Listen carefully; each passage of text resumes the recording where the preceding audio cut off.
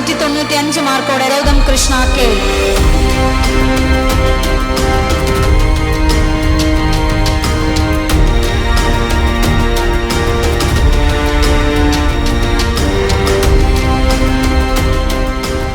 എല്ലാവർക്കും നമസ്കാരം. എൻ്റെ പേര് ഗൗതം. ആദ്യം തന്നെ എൻ്റെ ഈ റിസൾട്ട് കിട്ടിയതിന് എനിക്ക് കുറച്ച് പേരോട് നന്ദി പറയാനുണ്ട്. ഇത്രയും നല്ല ബ്രില്യൻ ഫാമിലി, നമ്മളുടെ ഡയറക്ടേഴ്സും നമ്മളുടെ പ്രൊഫസേഴ്സും എൻ്റെ ക്ലാസ് ടീച്ചർ ജോബി സർ, പിന്നെ എൻ്റെ ഫാമിലി, പിന്നെ ദൈവം, എല്ലാ ഓപ്പർച്യൂണിറ്റീസും എനിക്കിവിടെ കിട്ടിയിട്ടുണ്ട്. നിങ്ങൾക്കും അതേ ഓപ്പർച്യൂണിറ്റീസാണ് കിട്ടാൻ പോകുന്നത്. അത് എത്രയും നല്ലതായിട്ട് ഉപയോഗിക്കാനുള്ളത് നിങ്ങളുടെ ഡ്യൂട്ടിയാണ്. ഇവിടെ നിൽക്കുമ്പോൾ എനിക്ക് ഒരു വർഷം മുമ്പ് ഇതേ ചെയറിൽ ഇരുന്ന് ഇതുപോലൊരു ഫംഗ്ഷൻ അറ്റൻഡ് ചെയ്യുന്നതാണ് എനിക്ക് ഓർമ്മ വരുന്നത്. എന്നെ മുമ്പ് 2022 ടോപ്പേഴ്സ് ഇതുപോലെ ഇരുന്ന് സംസാരിക്കുന്നത് ഞാനും ഇതുപോലത്തെ ചെയറിലിരുന്ന് കണ്ടിട്ടുള്ളതാണ്. അന്ന് ഇവിടെ വന്ന് സംസാരിക്കാൻ പറ്റും എന്ന് ഞാൻ ഒട്ടും പ്രതീക്ഷിച്ചതല്ല. ഇവിടത്തെയൊക്കെ എക്സാംസ് എഴുതുമ്പോൾ മാക്സിമം ഒരു 680, 690 ഒക്കെ എനിക്ക് ഒപ്പിക്കാൻ പറ്റിയിട്ടുള്ളൂ. പക്ഷേ ഫൈനൽ നീറ്റ് വന്നപ്പോൾ 695 കിട്ടി. അതിനെല്ലാം കാരണം ഇവിടുത്തെ എക്സാംസും ഇവിടുത്തെ നമുക്ക് തരുന്ന വർക്ക് ബുക്ക്, സ്റ്റഡി മെറ്റീരിയൽ എല്ലാം പ്രാക്ടീസ് ചെയ്തുകൊണ്ടാണ്.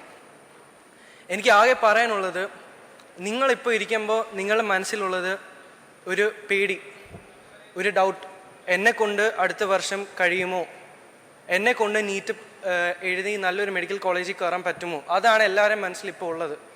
ആ ഭയം ഉണ്ടാവരുതെന്ന് ഞാൻ പറഞ്ഞാൽ അത് ശരിയല്ല. അത് കാണും. നീറ്റ് എക്സാം എഴുതുന്ന ആ രാവിലെ വരെ, നീറ്റിൻ്റെ എക്സാം ഹാളിൽ എഴുതി ആ ക്വസ്റ്റ്യൻ പേപ്പർ കിട്ടുന്നത് വരെ, OMR ബബിൾ ചെയ്ത് തുടങ്ങുന്ന വരെ നിങ്ങളുടെ മനസ്സിൽ ആ ഫിയർ കാണും. അത് നാച്ചുറലാണ്. ആ ഫിയർ നിങ്ങളെ മോട്ടിവേറ്റ് ചെയ്യണം. ഇവിടുത്തെ എഴുതുന്ന എക്സാംസ് വളരെ ഇമ്പോർട്ടൻ്റ് ആണ്. പക്ഷേ ഇവിടെ കിട്ടുന്ന മാർക്ക് കണ്ട് നിങ്ങൾ ഒരിക്കലും, ഇപ്പം മാർക്ക് കുറഞ്ഞു പോയെന്ന് വിചാരിച്ച് നിങ്ങൾ ഒരിക്കലും ഡിസ്കറേജ് ആകാൻ പാടില്ല. എന്നാൽ മാർക്ക് കൂടിപ്പോയെന്ന് വിചാരിച്ച് നിങ്ങൾ ഓവർ കോൺഫിഡൻറ്റും ആവാൻ പാടില്ല. എനിക്ക് ആകെ പറയാനുള്ളത്, നിങ്ങളുടെ ടൈം ഇനി കിട്ടാൻ പോകുന്ന ഒരു 11 months വളരെ ഇമ്പോർട്ടൻ്റ് ആണ്.